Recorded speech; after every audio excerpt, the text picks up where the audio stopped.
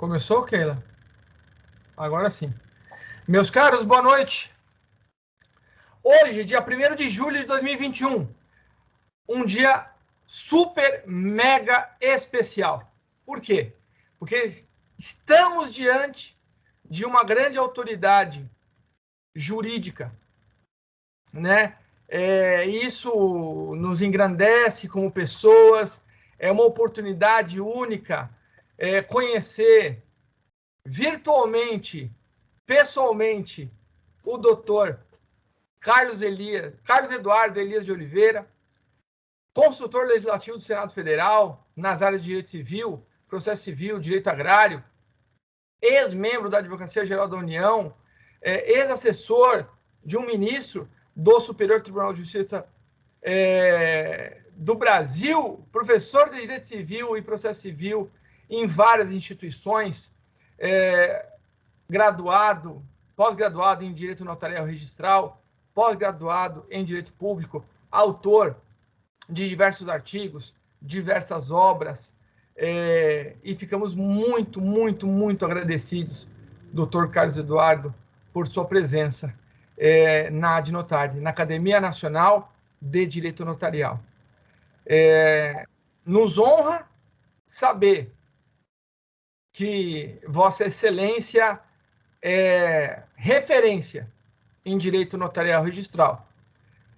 Importante para nós, como acadêmicos, saber qual a sua opinião sobre o tema que será abordado hoje: cautelas na redação das escrituras públicas. Agradeço imensamente também às diretoras, às secretárias da diretoria de marketing, a diretoria de relações institucionais, por trazerem o senhor, né? Então, assim, a gente fica muito honrado, de verdade, de coração.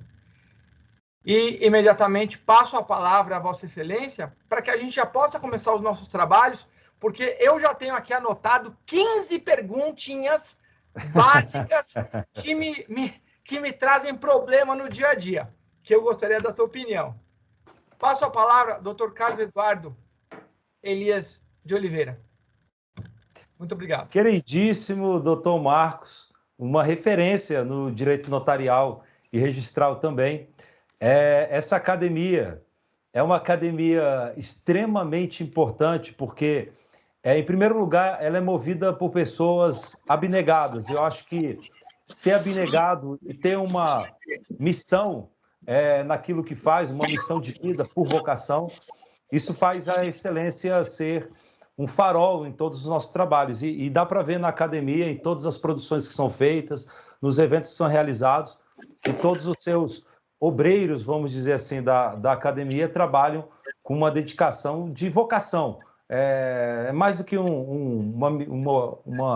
uma tarefa qualquer, é uma missão de vocação, e por isso parabenizo pela sua presidência na academia e pela generosidade de franquear a esse pequeno plebeu um espaço aqui para poder falar um pouco sobre direito notarial e registral. Cumprimento também todos os demais que estão aí presentes.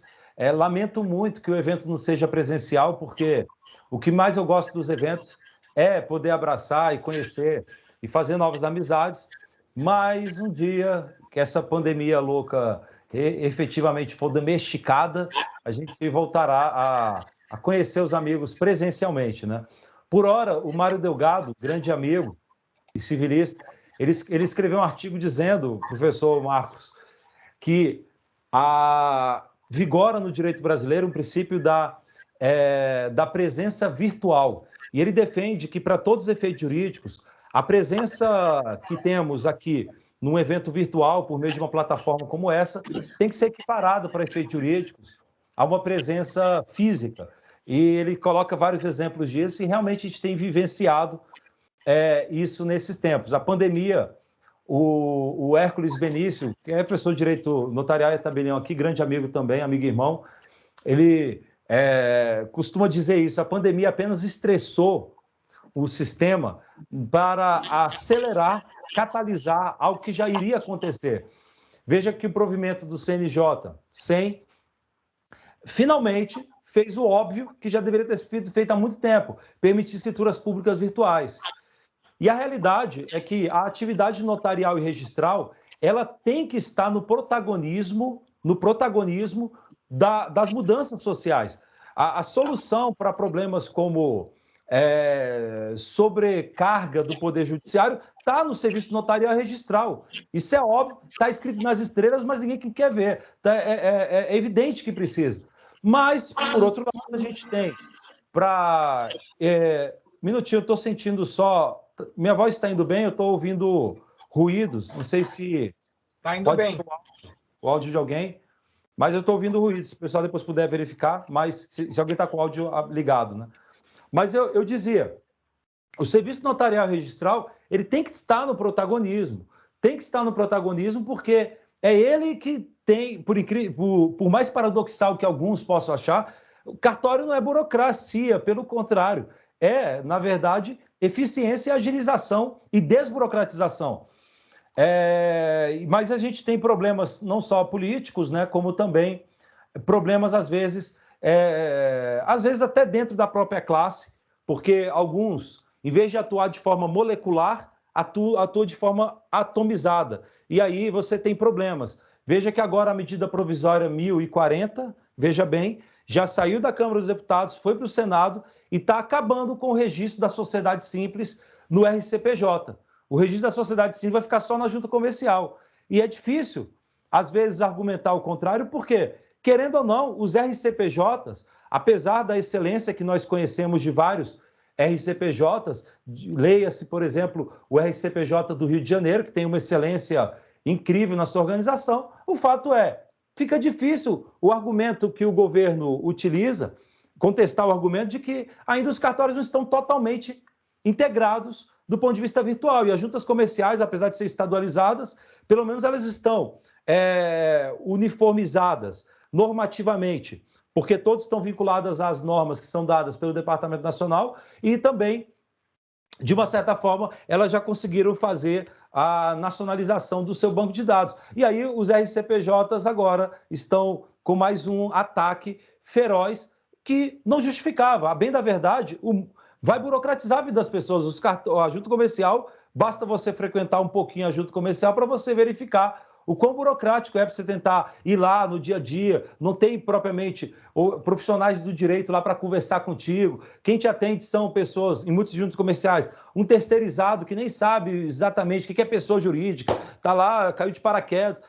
Agora, tem muita junta comercial que é primorosa, sim, de São Paulo e tal, mas eu estou falando de uma forma nacional. Agora, à frente dos cartórios, você tem gênios, juristas com excelência, que passaram em concurso, vários já foram até juízes, já foram promotores, sempre ocuparam a excelência na função jurídica, mas está à beira de perder mais um espaço. E outros problemas podem vir.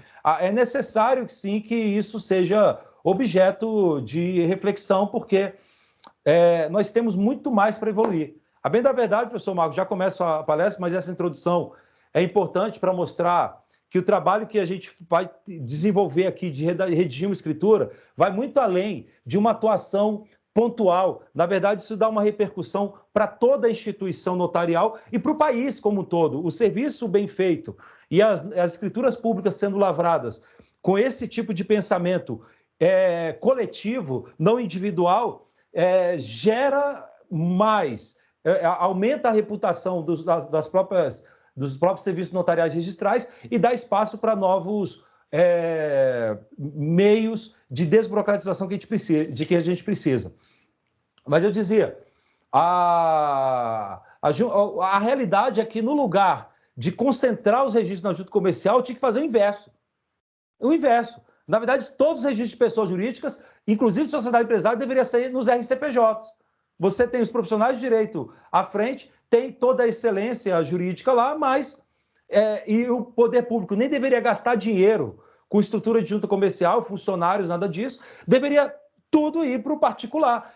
Ficava o governo apenas com regulamentação. Mas, talvez, o bonde da história esteja passando e eu não sei se faremos como Chico Buarque e, infelizmente, Carolina verá o tempo passar pela janela e todo mundo verá o tempo passar pela janela e só a Carolina não viu e talvez já a Inês seja morta. Mas, enfim, de qualquer sorte, eu trago essa reflexão para dizer que eu tenho já há muitos anos, já dou aula de direito notarial e registral há muitos anos, não pretendo integrar a função nobre de notário e registrador, não faço concurso para cartório, mas escrevo muito e dedico muito porque considero uma das atividades mais primorosas. Doutor Marcos, na Espanha, por exemplo, a elite intelectual do direito são notários e registradores no direito civil. É assim em vários países, e aqui no Brasil também, porque estamos diante de uma atividade extremamente sofisticada do ponto de vista técnico-jurídico. E essa excelência é que nos anima sempre nos estudos de direito notarial e registral. Aos amigos que estão aí também, eu gostaria de convidá-los a acompanhar todas as quartas-feiras as publicações que ocorrem na coluna Migalhas Notariais e Registrais. Essa coluna, Migalhas Notariais e Registrais, eu tenho a honra de coordenar com diletos amigos que são notários registradores, que é o Hércules Benício, o Sérgio Giacomino, o Flausilino Araújo, o Isaías Ferro, o Ivan Jacopetti também. E a gente tenta manter publicações semanais com várias questões extremamente práticas, complexas. Ainda há 2 semanas a gente publicou lá um artigo falando do usufruto, que é um cliente frequente em qualquer cartório de notas. Uma compra e venda bipartida, que é a instituição onerosa de usufruto, e a venda no propriedade, ou a doação com reserva de usufruto, o uso de cláusulas restritivas da propriedade. Isso aí é um freguês certo em qualquer cartório de notas, e lá a gente detalha esse assunto. Essa coluna ela é aberta, a publicação pode ser feita por qualquer pessoa que tenha interesse, basta submeter para nós o artigo e a gente naturalmente verifica a pertinência e tudo e é publicado. Então a coluna é para todos, não é de uma pessoa, mas vários artigos têm sido publicados, então fica o convite para todos vocês que estão aí nos ouvindo, que também escrevem, querem publicar alguma coisa, mandem para nós que a gente está à disposição, tá? Deixo inclusive aqui só para registro, tá? Tem meu Instagram, que é @, aliás, tem até aqui, eu coloquei aqui, meu Instagram, que é @Prof. Carlos Elias, e no grupo do Telegram, se você quiser também entrar, basta você clicar no link que tem na bio no meu Instagram, que você vai acessar o meu Telegram, onde eu coloco os artigos e publico coisas, e aí vocês podem ficar à vontade, tá? Para mandar qualquer artigo. Não tenho problema também, meu telefone, pode mandar o WhatsApp se precisar, não tenho qualquer tipo de restrição, só tenha certa paciência se eu não responder na hora, às vezes é porque fica muito lotado e eu não dou vazão, às vezes até você pode precisar reiterar, mas eu respondo, tá? Então estou totalmente à disposição. Atualmente, eu sou consultor legislativo do Senado, eu ganho para escrever leis, então eu basicamente no Senado, entrei no concurso de 2011, eu ganho basicamente para escrever dispositivos. Então, eu que trabalhei também na redação do uso capião extrajudicial, tanto no CPC como também na lei do REURB, que depois alterou o uso capião extrajudicial, trabalhei na redação do condomínio de lotes, condomínio de laje, todas as mudanças legislativas que ocorrem em direito civil e direito notarial e registral geralmente passa comigo ou nas mãos dos outros acho que são 3 ou 4 consultores de direito civil. E a gente basicamente ganha para escrever sobre isso e manter contato com isso. Também advogo, atuo na prática, na advocacia, eu atuo basicamente em causas de direito privado, emitindo pareceres, arbitragem e questões práticas também de processos que a gente acompanha na STJ ou outros tipos de processos mais selecionados. Mas, de qualquer forma, eu quero dizer que eu mantenho contato com a prática viva. E apesar de não ser notário, apesar de não ser registrador e nem pretender ter essa elevada honra de ocupar esse sacerdócio que é a ser oficial, eu mantenho contato aos montões, já há tempo, já cheguei a trabalhar voluntariamente em cartório para pegar mais o dia a dia e mantenho conversa todos os dias e escrevo muito e, portanto, mantenho a vivência do cartório. O filé mignon dos cartórios, que é a atividade intelectual, essa eu consigo saborear. Agora, eu sei que também tem a parte que não é tão filé mignon assim, que é a parte de gestão e tudo que não é a parte jurídica, mas que é fundamental também, essa eu não vivencio, mas também conheço. E dentro do cartório de notas, eu posso te dizer, você tem a parte mais dinâmica do direito notarial registral. Ser tabelião de notas é, sem dúvidas, um desafio. Um desafio porque você a todo momento está diante de estelionatários que chegam com procuração falsificada, chegam com documento de identidade falsificado. Doutor Marcos, teve um caso aqui em Brasília de um camarada que veio com documento de identidade perfeito, a não ser por um fato. O cara não tinha estudado de registros públicos do estelionatário, porque quando ele colocou que a pessoa era casada, lá no documento de identidade colocou casada, conforme registro no livro C do Registro Civil de Pessoas Naturais. Talvez o estelionatário pensava que o casamento para ele seria uma morte, aquela pessoa que não quer amar, e por isso colocou no livro C, que é o livro do óbito, no Registro Civil. Mas o único... Carlos Eduardo, é o começo do fim. Pois é, ele deve ter tido essa visão quando ele chegou, mas o fato é que o cartório aqui de Brasília não conseguiu ver aquela falsidade e o único jeito de identificar era aquilo. E acabou que houve um negócio envolvendo um imóvel de mais de R$1 milhão e o tabelião está respondendo a uma ação de indenização por isso. Eu penso que ele não tem que ser responsabilizado porque não houve culpa. Responsabilidade é subjetiva, é um problema da sociedade, é um risco da sociedade, não é do tabelião. Mas o tabelião e os escreventes também precisam ter essa dinâmica incrível no cotidiano para identificar fraudes, identificar problemas. Mas não é só esse tipo de problema. Aliás, um colega até me mostrou lá na serventia dele um calhamaço de papéis e um bolo assim de documentos. E eu falei, o que é isso? Ele falou, tudo isso aqui são documentos falsos. Escrituras públicas falsas, são documentos de identidade falsa. Ele me mostrou um calhamaço e eu disse, tudo isso você pegou? E eu fico com pena de pensar que talvez haja vários passivos não identificados, vários documentos que não identificaram e que também foram utilizados. E é realmente uma atividade muito dinâmica. Lembro de um amigo tabelião que já partiu e ficou na história, vamos dizer assim, porque foi um grande tabelião. O José Eduardo, ele dizia que ele preferia ser tabelião, ele não queria ser registrador, porque o registrador é muito mais passivo à vida, recebe o título, analisa e não tem aquela dinâmica criativa. Ele gostava, portanto, daquele cotidiano mais agitado do cartório de notas. Só que tem um detalhe, meus amigos, e aqui eu começo efetivamente o nosso tema, é que além dessa perspicácia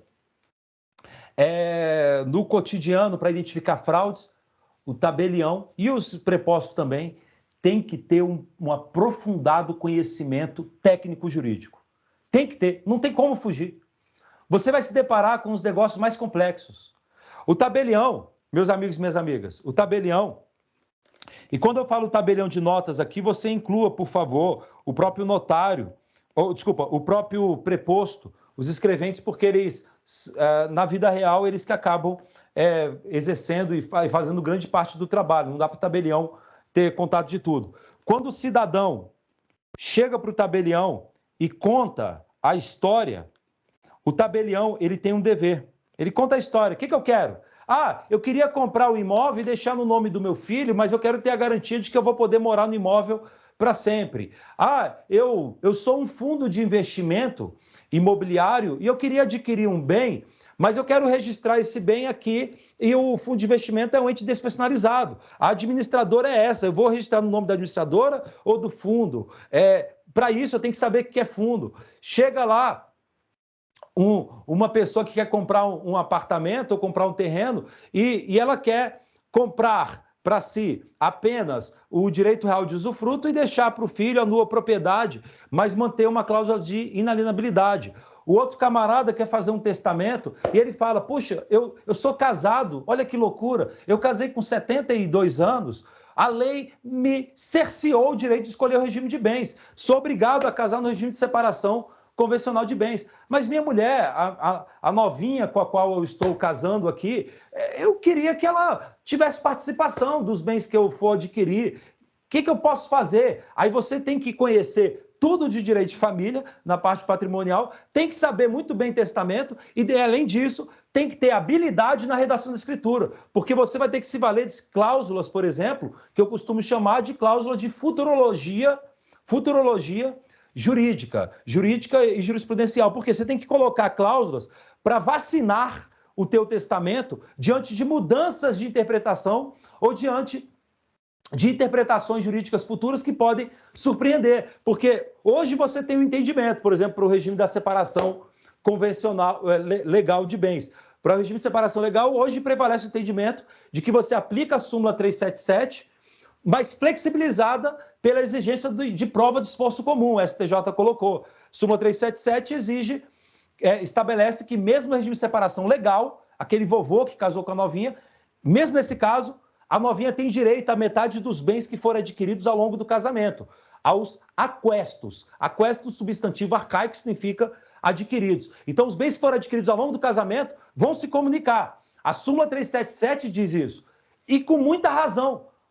O vovô, às vezes, estava quebrado, sem dinheiro nenhum, estava sem qualquer patrimônio. Depois que ele casa, a vida para ele floresce, a luz acende da criação e ele monta uma empresa, começa a ganhar grana e a mulher está lá dando suporte, cuidando da casa e tudo mais. Por que a mulher não vai ter direito à metade dos bens? Qual é a diferença desse casamento para um outro casamento no regime da comunhão parcial de bens, que é o regime legal? Então, a súmula 377 consertava isso. Mas veio o STJ e mudou o entendimento, dizendo, olha, a súmula 377 só é aplicada se a mulher, aqui no nosso exemplo, provar esforço comum. E aí, professor e amigo Marcos, o que é esforço comum? A jurisprudência não diz. Não diz, e cada um tem uma interpretação, mas a tendência futura é que se consolide no sentido de que o esforço comum é a contribuição patrimonial financeira efetiva ou a contribuição em trabalho, quer dizer, a mulher tem que ter trabalhado na empresa. Meros serviços domésticos ou suporte doméstico seria irrelevante, o que é um despropósito. Lembro, quando eu casei, eu e minha esposa estávamos começando a vida e tal, eu trabalhando muito, a gente junto lá, e aí a gente começou a ter que enfrentar as coisas de casa, a gente tinha lá 25 anos e tal. Eu lembro que para poder comprar coisa, cozinhar, etc., depois limpar a cozinha e fazer aquilo, eu via que perdia a manhã inteira e ainda ficava o início da tarde. E se tivesse filho, já era. Se tivesse filho, aí, meu querido, mais de um filho ainda, cada um é uma autarquia, você perde o dia inteiro para poder cuidar do Afonsinho, que foi para a escola, do outro que foi para o inglês, e literalmente você fica o dia inteiro só cuidando de coisas de casa.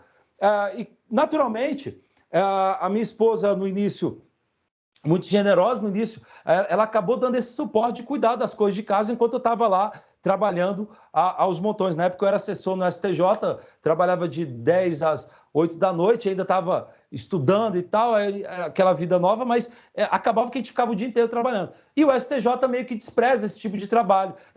A mulher que faz isso, na verdade, vai ficar na lama. A jurisprudência tem, de uma certa forma, desprezado muito esse tipo de atuação. E, portanto, você, como tabelião, vai ter que saber escrever o testamento, vai ter que saber escrever o bem e colocar cláusulas para vacinar contra o futuro que pode surpreender, a depender da interpretação que vier a prevalecer.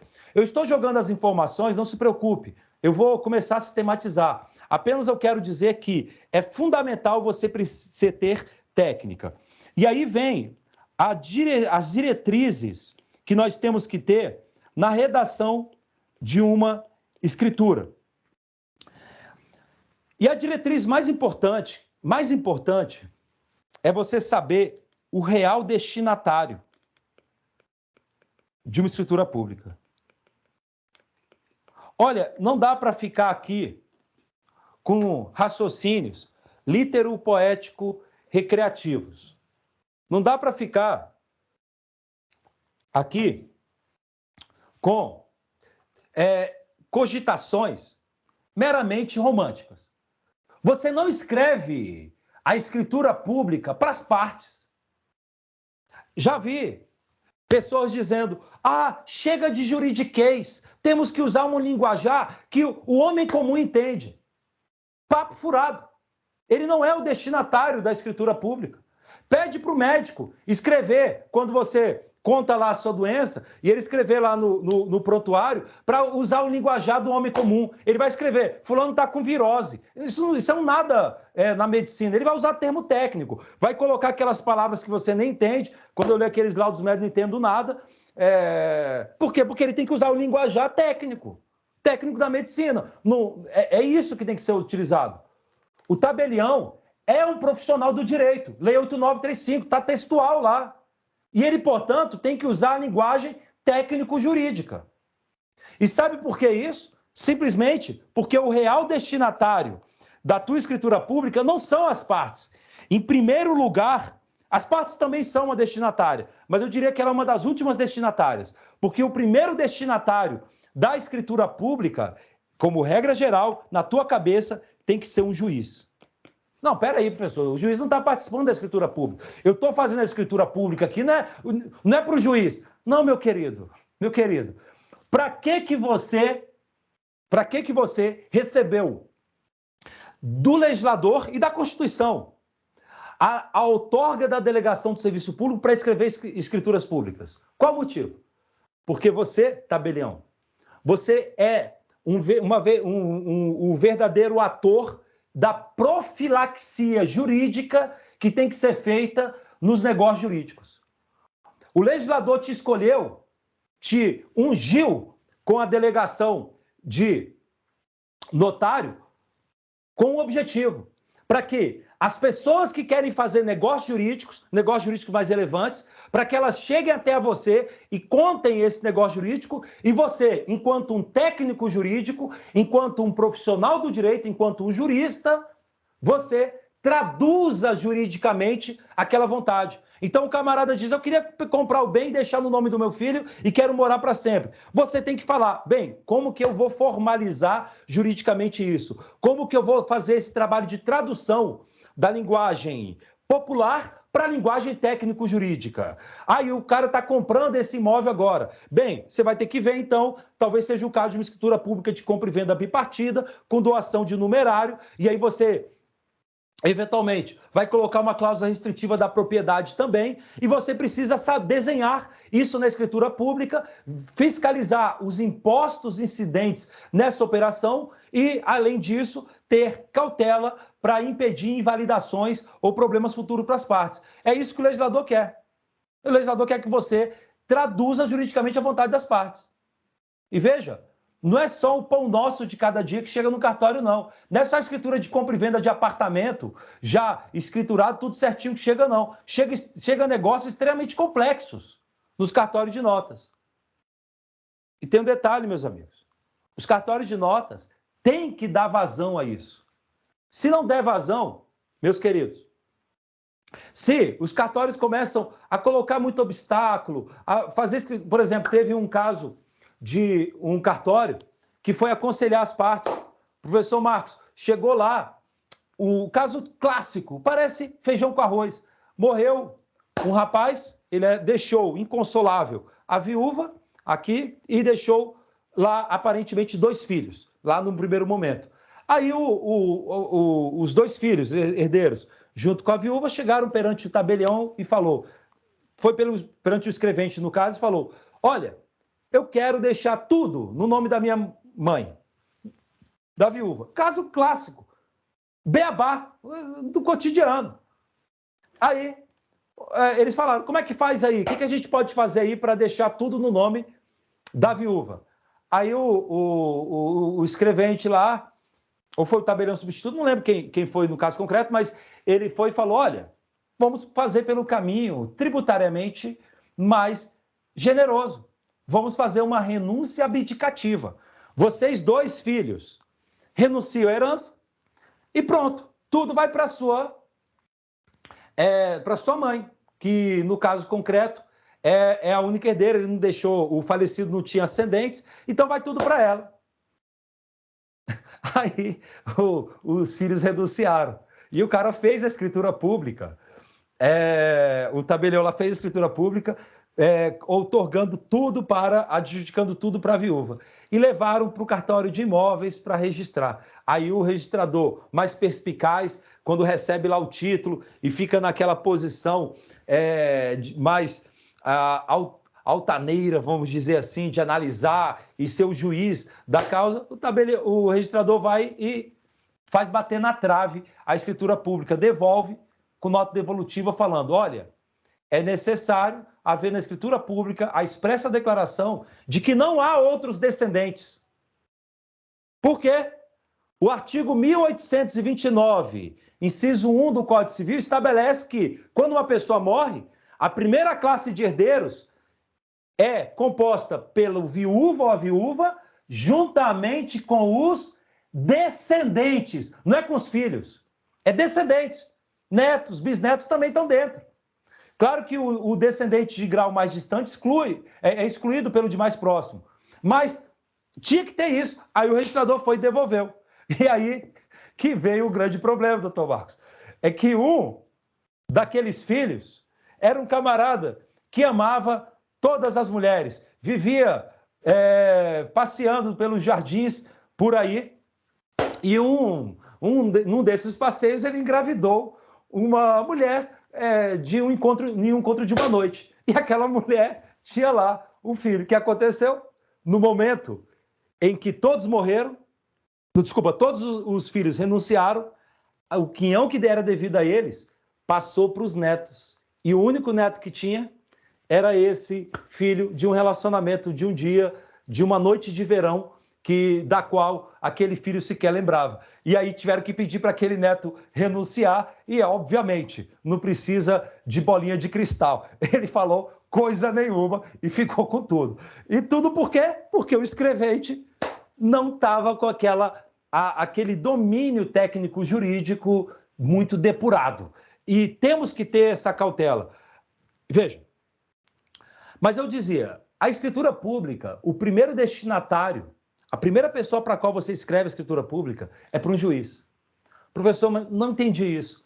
É porque no frigir dos ovos, meu querido e minha querida, as partes querem celebrar um negócio jurídico para que, na hipótese de haver alguma judicialização, na hipótese de haver algum questionamento, e esse questionamento vai acontecer perante o judiciário, para que o juiz, lendo aquela escritura, encontre lá o esclarecimento jurídico do direito das partes e mantenha o negócio jurídico, ou então, na hipótese de invalidação, o juiz deu o efeito jurídico desejável, porque a escritura pública foi preparada pensando nesses riscos jurídicos. É importante a gente ter essa diretriz. E por isso, o linguajar, necessariamente, na hora de redigir uma escritura pública, tem que ser técnico-jurídico. Olha, não confunda alhos com bugalhos. Quando você fala em linguajar técnico-jurídico, eu não estou falando de eruditismo vazio. Não é eruditismo vazio. Tem uma história, professor Marcos, atribuída ao Rui Barbosa. O Rui Barbosa faz parte daquela geração de juristas com um vocabulário extremamente erudito. Não necessariamente técnico-jurídico, era técnico-jurídico também, mas misturado com eruditismo. E uma vez o Rui Barbosa estava em casa e ouviu um barulho no jardim da sua casa. Ele saiu e viu que os patos, ele tinha 2 patos, aqueles patos tinham desaparecido lá do jardim e ele viu alguém pulando a cerca para a rua. Ele saiu correndo para a rua e logo se depara com um bandido que tinha roubado os 2 patos. E o bandido segurava cada um dos patos do Rui Barbosa em um dos braços, como se preparando para fugir. E aí o Rui Barbosa pegou em flagrante. Na hora o Rui Barbosa chegou para aquele bandido e disse: ó, bucéfalo anácrono, não interpelo pelo valor intrínseco dos bípedes palmípedes que me surrupiaste, e sim pelo ato profano de invadir o recôndito do meu lar. Se o fazes por necessidade, transijo, mas se o é para vilipendiar a minha elevada condição de homem nobre, dar-te-ei no alto da tua sinagoga com a minha bengala fosfórica. E o farei com tal ímpeto que te reduzirei à 50ª instância, que o vulgo denomina nada. Aí o bandido olhou lá aquele eruditismo ciceriano e perguntou: doutor, posso levar os patos ou não? Quer dizer, o eruditismo vazio, as pessoas nem entendem o que você está escrevendo, porque é eruditismo vazio. Isso você não precisa ter, evidente que não. Você não precisa ficar usando palavras, você não vai usar a palavra adiáforo, se você pode usar a palavra desnecessário, que aí todo mundo conhece. Adiáforo pouca gente usa. Não é disso que eu estou falando. Eu estou falando de usar as palavras técnico-jurídicas. E quando eu falo de palavras técnico-jurídicas, é usar a palavra evicção, vício redibitório, usar as palavras termo, condição, encargo e etc. Usar, portanto, o linguajar técnico-jurídico. E, sempre que possível, também fazer menção aos artigos de lei que dão fundamento. É importante ter isso. Só que vai além, meus amigos. Vai além. O Supremo está para se despedir de um dos ministros mais simbólicos, eu diria, do Supremo. Um magistrado que manteve uma carreira íntegra e extremamente admirável, que é o ministro Marco Aurélio. Mais conhecido, apesar dos pesares, conhecido como o senhor voto vencido do Brasil. O senhor voto vencido era uma alcunha atribuída a um juiz da Suprema Corte Americana que sempre ficava vencido. E o ministro Marco Aurélio é o senhor voto vencido aqui. Ele, veja bem, sempre com extrema técnica jurídica, interpretava as normas de modo contrário à maioria. Não em todos os julgamentos, mas em grande parte dos julgamentos ele sempre era um voto vencido. E ele não falava besteira. Não estamos falando aqui de interpretação translocada da legislação, não. Interpretação razoável. Por quê? Porque é uma questão que vai até além do direito. Isso diz respeito à hermenêutica geral, não é só a hermenêutica jurídica. É da hermenêutica que um texto pode dar ensejo a mais de uma interpretação. Sempre. Sempre. Uma palavra que você diz pode ser interpretada de forma diferente, a depender do contexto, do local e da cultura e da localidade.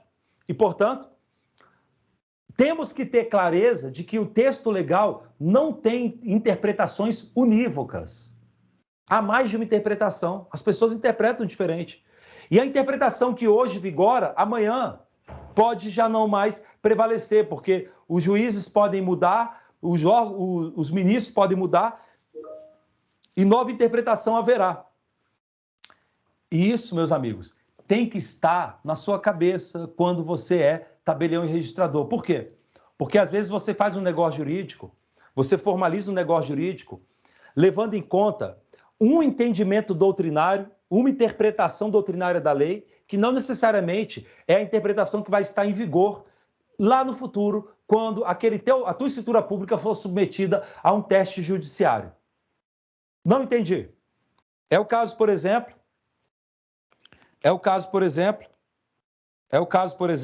só colocando aqui, é o caso, por exemplo, de você fazer hoje uma escritura pública de renúncia a direito hereditário em um pacto antinupcial. Como assim? Um casal já com a vida formada profissionalmente, João e Maria, os dois lá com 40 anos, 42 anos, viúvos, já com um patrimônio suficiente para si, já com uma maturidade patrimonial propriamente, os dois com filhos de casamento anteriores, como diz o Vinícius de Moraes, eles se encontram na rua e, de repente, da calma... como é que é? De repente, da calma, fez-se o vento. Não é essa a frase. Eu errei aqui. Mas eles se viram na rua e o amor brotou e eles decidiram casar propriamente. A frase que eu ia falar da poesia do Vinícius fala do divórcio, não é do casamento. Mas eles vão e decidem se amar, se veem e se amam e decidem casar.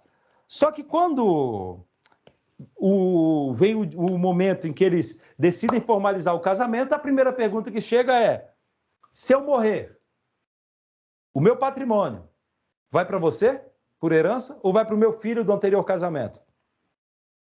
E aí eles vão se preocupar com o aspecto sucessório e vão se preocupar, portanto, em prevenir e aquilo que for possível dentro da vontade deles.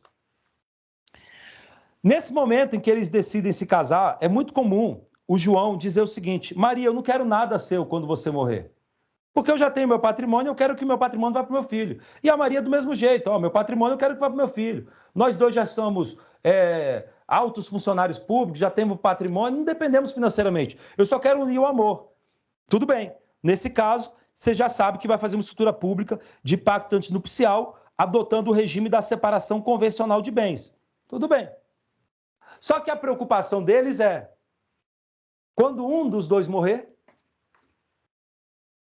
o patrimônio particular deles vai compor o espólio e vai ser partilhado entre os herdeiros.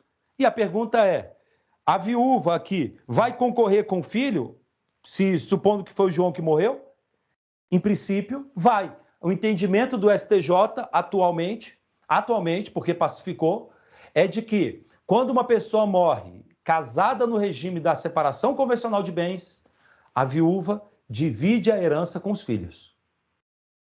Por quê? Porque a ideia, a lógica que guiou a comissão de juristas coordenada pelo Miguel Reale é a lógica da força da meação.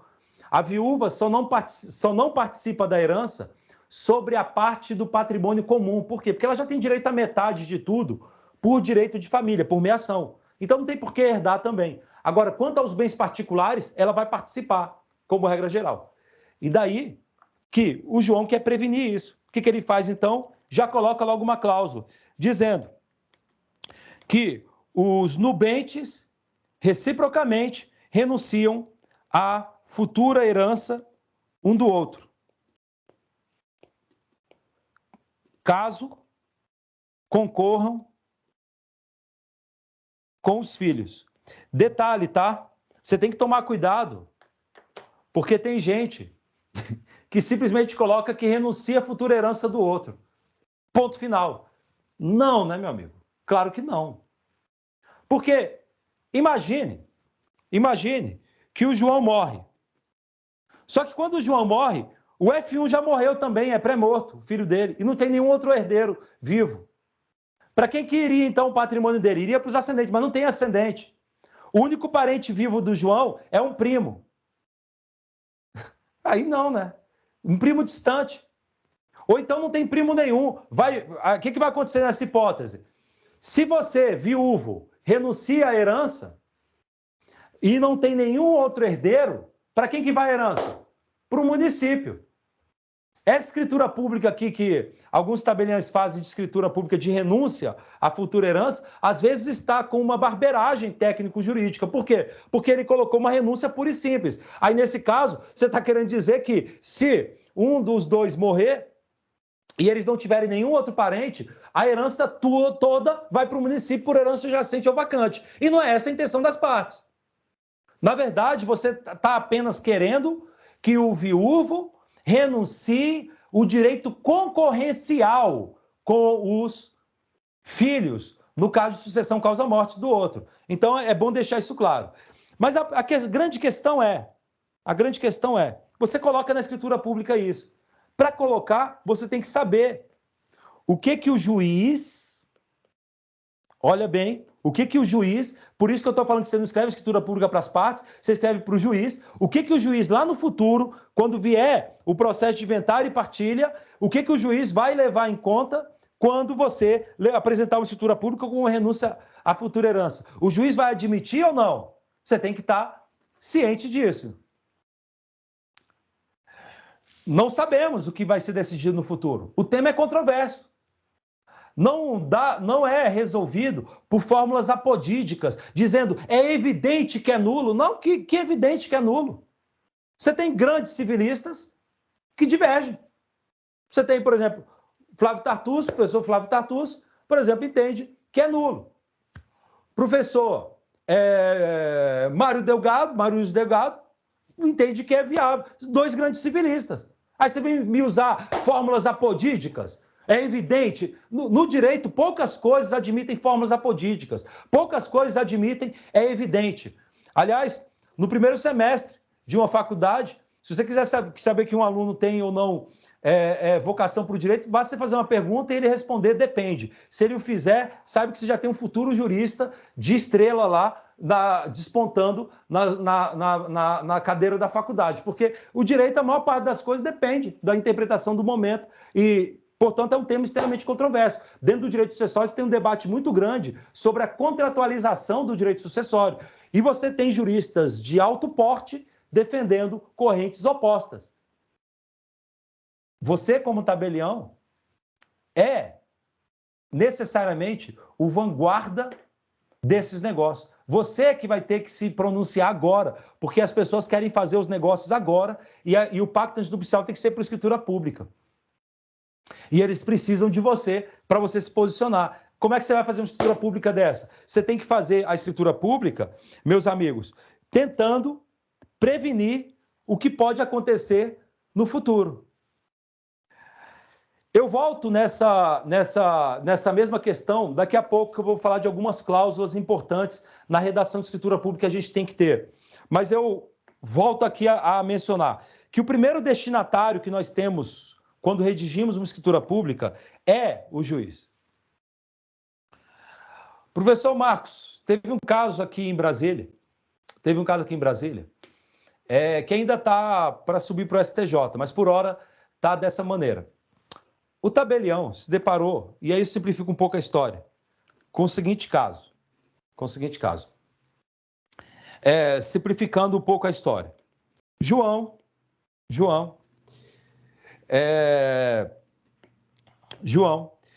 tem lá, eu vou simplificar aqui como sendo 2 filhos. Ele tem 2 filhos de casamentos diferentes. No caso concreto, na verdade, são 3 filhos do primeiro casamento e 3 filhos do novo. Mas vamos colocar apenas um filho.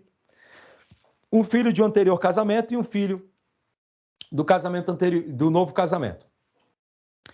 Ele separou 300 mil reais em dinheiro e doou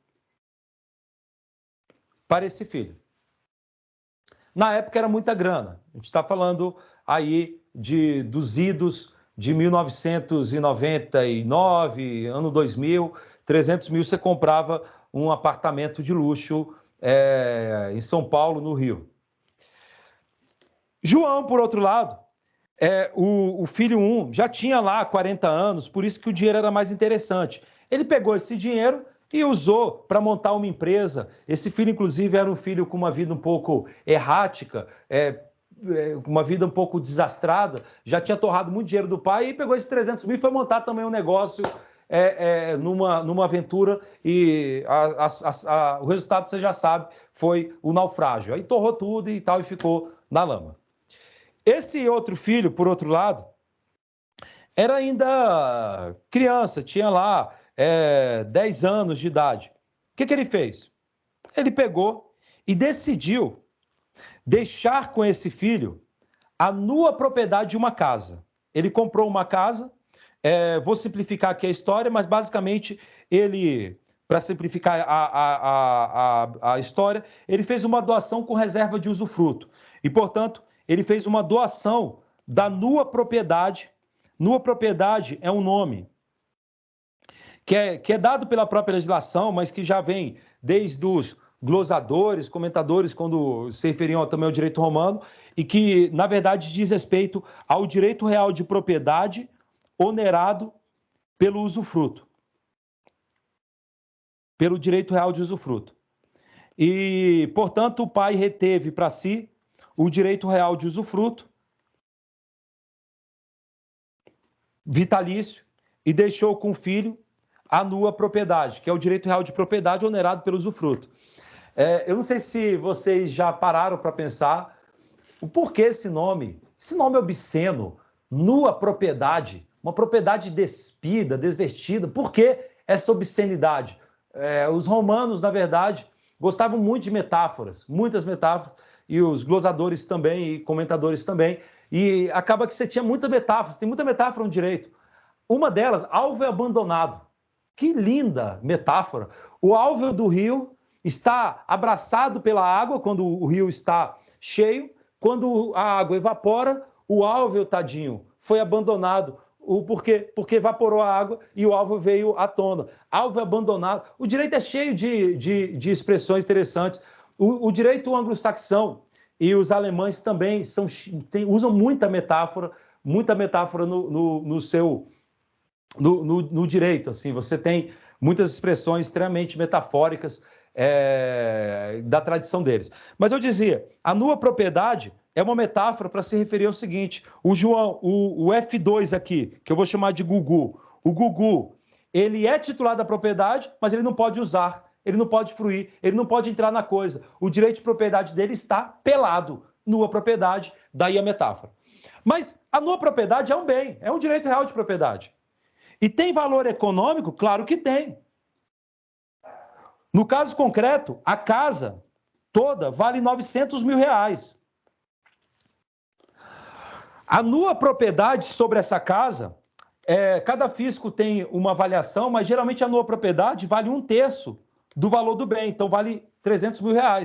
E o direito real de usufruto geralmente vale 2/3, R$600 mil. Tem estados em que o fisco...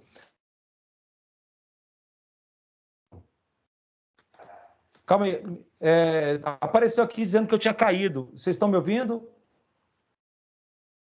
Calma aí. Sim. Tá. Doutor Carlos, estamos ouvindo. Tranquilo. Então, voltando. Normalmente. Tá, então, voltando. A nua propriedade vale R$300 mil e o usufruto geralmente vale R$600 mil nesse exemplo, 2/3. Tem estados em que ele coloca 3/4 para o direito ao usufruto e a nua propriedade. O usufruto vale mais porque é o efetivo uso das coisas, né? Mas aí, o que o pai fez? Em vez de dar 300 mil em dinheiro, em vez de dar R$300 mil em dinheiro para o filho 2, ele deu a nua propriedade. Ora, esse filho 2 aqui podia ter comprado com esses R$300 mil uma nova propriedade de uma casa, mas ele não comprou. Foi feito isso. Muito bem. O que aconteceu no futuro? O pai fez esse negócio lá em 1999 e aí chega em 2020, o João morre. Vamos então fazer o inventário. Veja que a doação aqui foi, na verdade, feita por escritura pública e foi, inclusive, sugestão do próprio tabelião, tá? Essa operação. As partes, o João, no caso concreto, não era jurista, ele nem sabia o que é usufruto, ele apenas falou que iria comprar o bem, mas deixar no nome do filho o imóvel. E contou a historinha, que ele já tinha dado 300 mil para o outro filho e ele queria antecipar a herança do F2 com isso. E aí o tabelião que formalizou, e formalizou com base nesse negócio. Meus amigos, quando morre o camarada, vamos supor que ele não deixou bem algum no nome dele. Quando uma pessoa morre, quando acontece a morte de uma pessoa, como é que você calcula o espólio? O espólio aqui é entendido como monte-mor. Basicamente, ele é composto pelo relictum. O que é o relictum? O relictum são os bens no nome, grosso modo, os bens no nome do falecido no momento da morte. Basicamente, o espólio é composto pelo relictum, menos as dívidas, portanto, é o patrimônio líquido. É o patrimônio líquido. E você diminui as dívidas porque os credores vão abocanhar do relictum aquilo que for necessário para a satisfação da dívida. E, além disso, você também leva em conta os bens colacionados, os bens que têm que ser colacionados.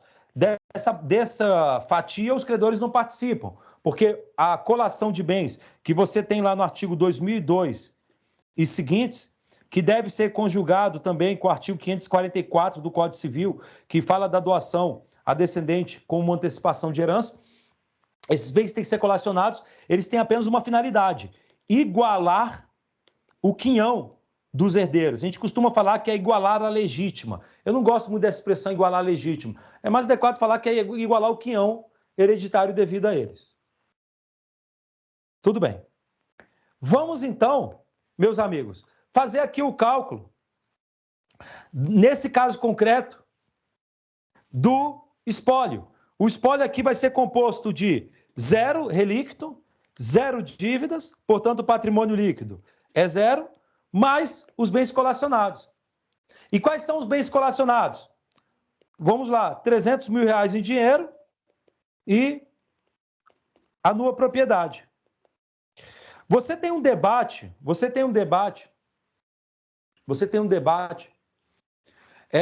quando você doa a nua propriedade ou quando você doa o dinheiro.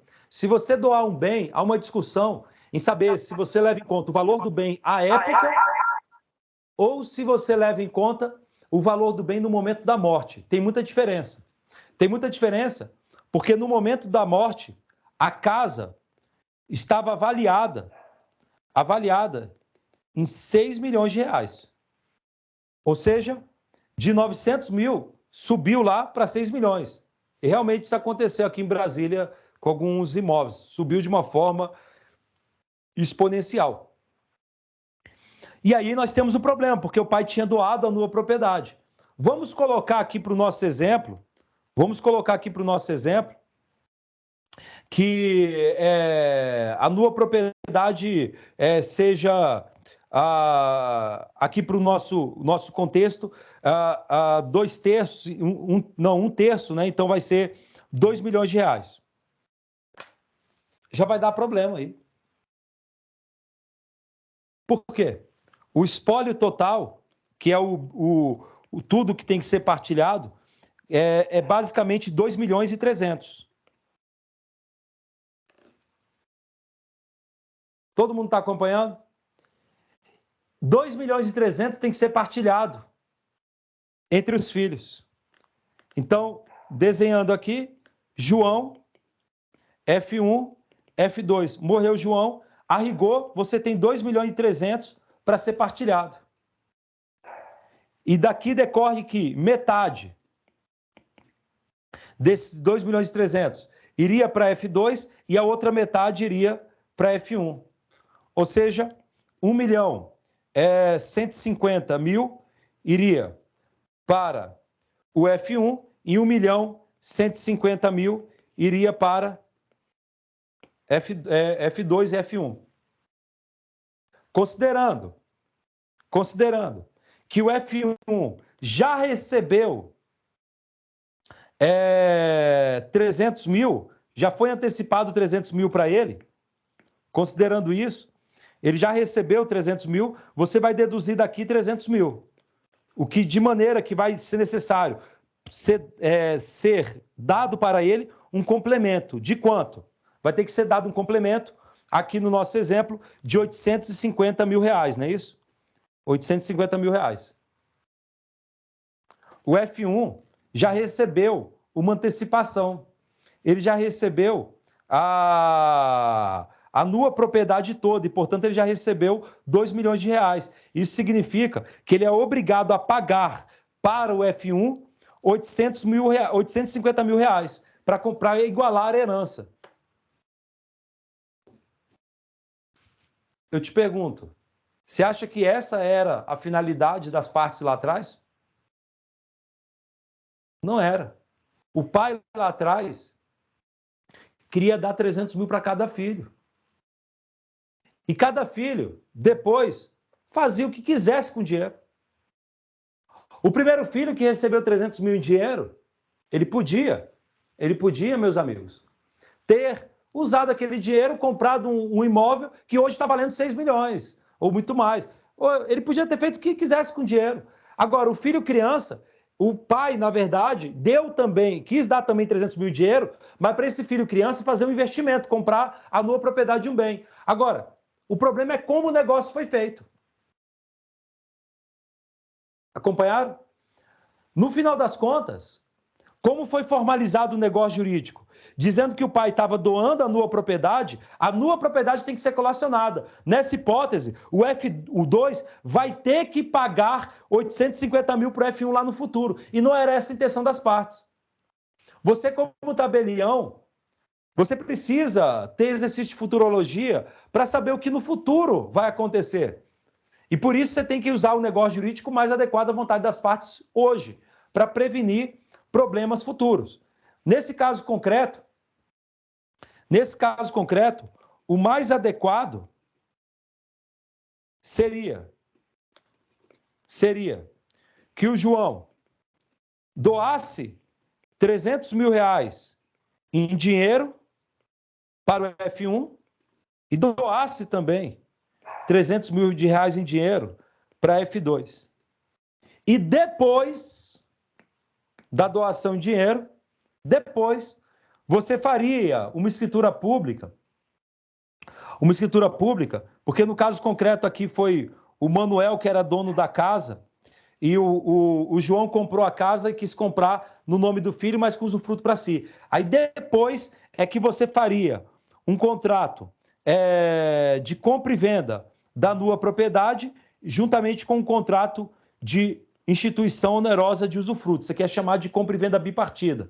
E aí, aqui sim, o F2 iria usar esses 300 mil em dinheiro para poder pagar a compra da casa e ele ficaria com a nua propriedade, porque apenas a nua propriedade é que está sendo vendida por 300 mil, e o João pagaria os 600 mil reais pelo direito real de usufruto e ele passaria a ser o usufrutuário.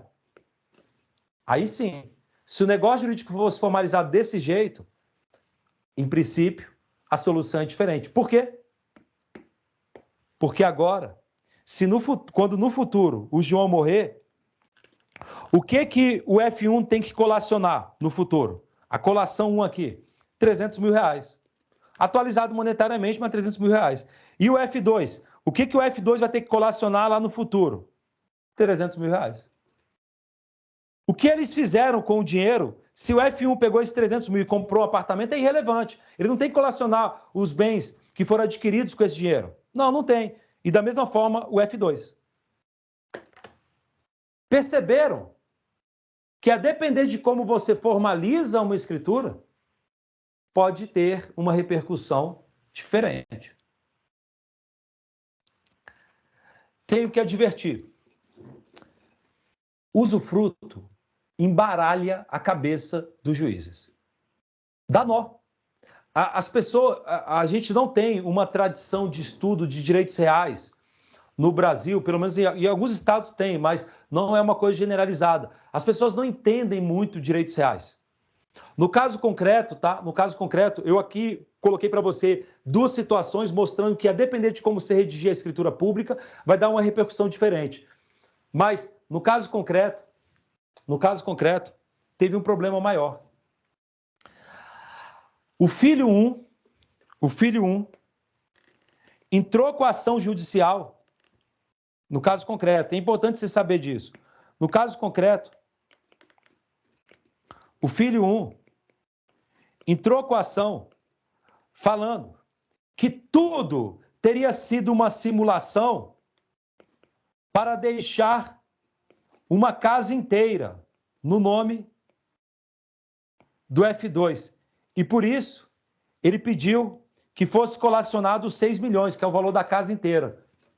E falando, é tudo uma fraude. Esse negócio aí de compra e venda bipartida, que comprou, não, que o pai comprou o usufruto e o filho só ficou com a nova propriedade. Isso é tudo fraude. Na verdade, o pai comprou a casa inteira no nome do filho e deu, portanto, uma casa inteira para esse filho. E eu aqui, F1, só recebi 300 mil, enquanto esse meu irmãozinho aí, bonitinho, um princeso, recebeu, na verdade, 6 milhões, porque recebeu uma casa. E entrou com a ação.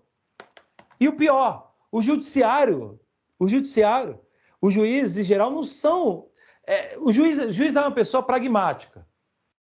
Você tem que separar as coisas. O juiz não é um acadêmico que vive... Ele é uma pessoa que vai sentir o que é justo ou não, vai tentar, evidentemente, aplicar o que é técnico, mas nem sempre ele vai ter aquele conhecimento técnico depurado das coisas. Ele vai agir também de acordo com o caso concreto, aquilo que ele acha mais justo. No caso concreto, esse caso que eu estou mencionando, o judiciário, pelo menos de primeiro grau e segundo grau, o caso ainda vai para o STJ, entendeu que houve simulação sim, que esse negócio de compra e venda bipartida, usufruto é tudo fraude. Na verdade, está deixando toda a casa para o filho. E aí, que o STJ salve, porque senão vai ficar isso consolidado. Por que eu estou contando esse caso concreto para ti? é para dizer o seguinte: quando você faz escritura pública, você acha que tudo deu certo. Tem tabelião que se gaba dizendo: tudo que eu fiz nunca deu problema. Primeira coisa, como é que você sabe que nunca deu problema? Você acompanhou todos os negócios jurídicos no futuro? Você mantém contato com as partes para a parte ter te contado? Essa escritura pública, por exemplo, deu esse problema de judicialização. O tabelião nem sabe que deu. Talvez o tabelião nem esteja mais vivo também, porque foi uma estrutura antiga. Quando você faz um contrato, esse contrato pode ser uma bomba relógio que vai explodir lá na frente. Você nem vai ver. E por isso você tem que estar muito bem preparado para evitar esse tipo de problema. O judiciário não entende muito esse negócio de usufruto, dá nó. A minha recomendação é você, no mínimo, tomar cuidado com o uso de direito real de usufruto como forma de planejamento sucessório em discussões de colação. Porque isso aqui, meus amigos, costuma dar problema. As pessoas, no futuro, pode dar problema porque o judiciário pode não entender, como é esse caso que eu estou mencionando. E aí você tem que tentar pensar em soluções para isso. No mínimo, eu teria recomendado, nesse caso concreto aqui, quando vai fazer uma situação dessa, e o tabelião sabia, tá? Que o João estava querendo fazer uma espécie de antecipação de herança. Eu faria uma escritura pública declaratória, junta, em separado, dizendo o seguinte: eu, João, declaro que doei 300 mil reais em dinheiro para o F1 para fazer o que quiser, inclusive comprar um imóvel, se quisesse, e propriamente. E doei para a F2 300 mil, mas como ele é menor, eu decidi que o melhor destino do dinheiro era comprar a nua propriedade dessa casa. E por isso, quando eu morrer, declaro que, segundo o meu entendimento, o F1 tem que colacionar os 300 mil aqui que foi doado e o F2 300 mil. Eu colocaria uma escritura pública dessa. Por quê? Porque o juiz, quando lê uma escritura pública dessa, declaratória, afirmando o óbvio. O José Fernando Simão, grande civilista, professor da USP e grande amigo, ele costuma até dizer que você precisa afirmar o óbvio. A gente chegou no momento que você tem que afirmar o óbvio. Você tem que afirmar. Quando você afirma o óbvio, você dificulta interpretações desvairadas no futuro dos tribunais. Você facilita a vida. Então, quando você vai usar escrituras públicas envolvendo usufruto, etc., dependendo do caso concreto, vale a pena você afirmar o óbvio e dar exemplo, explicar e dar exemplo. Eu recomendo isso também em muitos casos. Esse caso, por exemplo, é um caso que eu menciono como um exemplo de como os atos praticados nos cartórios dão problema, às vezes no futuro, e a gente tem que estar preparado para isso. Segunda coisa importante: o primeiro destinatário, portanto, é um juiz. Você tem que escrever para o juiz no futuro entender o que você fez, para o juiz não dar um efeito jurídico indesejado. Segundo destinatário é o fisco. Pô, não é a parte não, a parte é a última. É o último destinatário. Você faz escritura pública, primeiro para o juiz, quando o juiz no futuro for testar a validade ou os efeitos jurídicos da escritura pública, se for judicializado. E segundo, que você escreve para o fisco. Por quê? Por conta do malfadado artigo 134 do CTN. O tabelião é solidariamente responsável pelos tributos incidentes sobre os negócios jurídicos. E você tem que fiscalizar, portanto, os tributos que incidem sobre o teu negócio. Em algumas hipóteses, vale a pena você simplesmente jogar a bola para o fisco. Em algumas hipóteses, vale a pena você falar para a pessoa: pega aqui a minuta de escritura, vai lá na Secretaria de Fazenda e pede para ela dizer quais são os tributos. Não vou... Ah, mas não tem tributo nenhum. Fala para...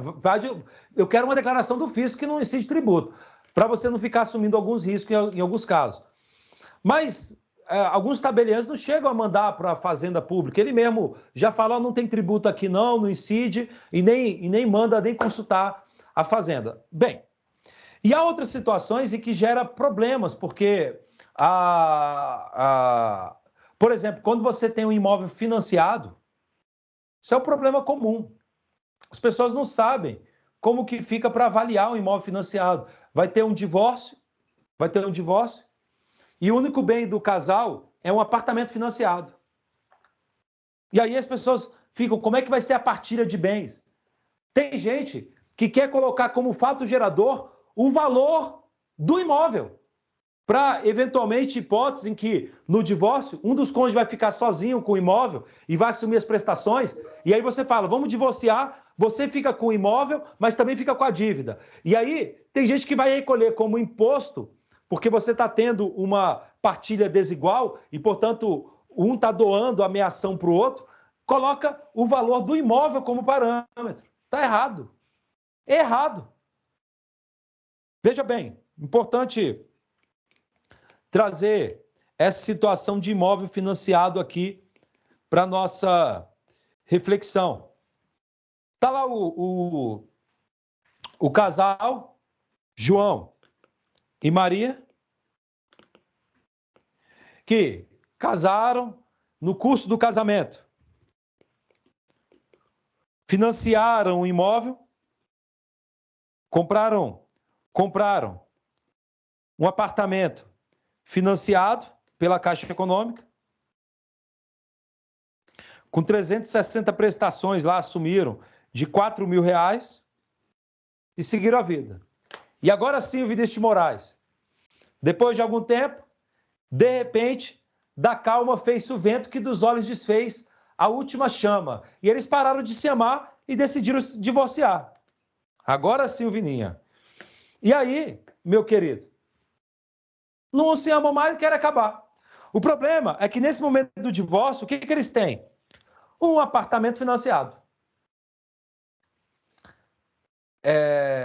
Eu acho quase uma pirotecnia financeira, o que alguns casais fazem. Aqui em Brasília tem casal que financia imóveis de 2 milhões, 1 milhão, assume prestações de R$10.000 e tal.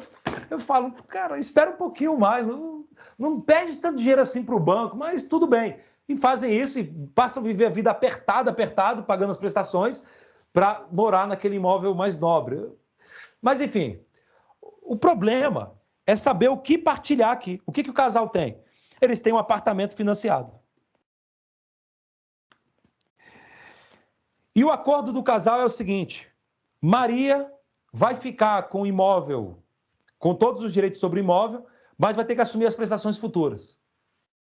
Para fazer uma escritura pública dessa, você que vai fazer escritura pública de divórcio, você precisa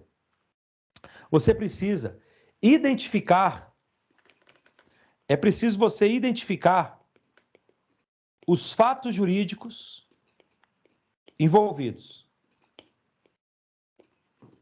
na escritura.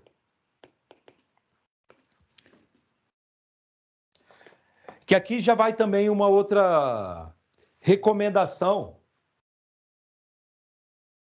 estrutural na redação de uma escritura pública. Para com isto. Apresentar um papel e dizer, está aqui o contrato que eu assinei. Para de falar isso. Mas por que está errado? Porque quando você pega um papel e fala, está aqui o contrato, você pode estar falando errado. Num papel, pode haver um contrato, pode haver 2 contratos, pode haver 10 contratos. Talvez aquele papel que você está me apresentando, na verdade, envolve 10 contratos. Contrato é invisível, ninguém vê. Contrato é uma entidade ficcional do direito. É uma ficção jurídica. Não existe a olhos nus. Ah, não, mas e o contrato, o papel que eu estou vendo? Aquilo é apenas a forma de um negócio jurídico.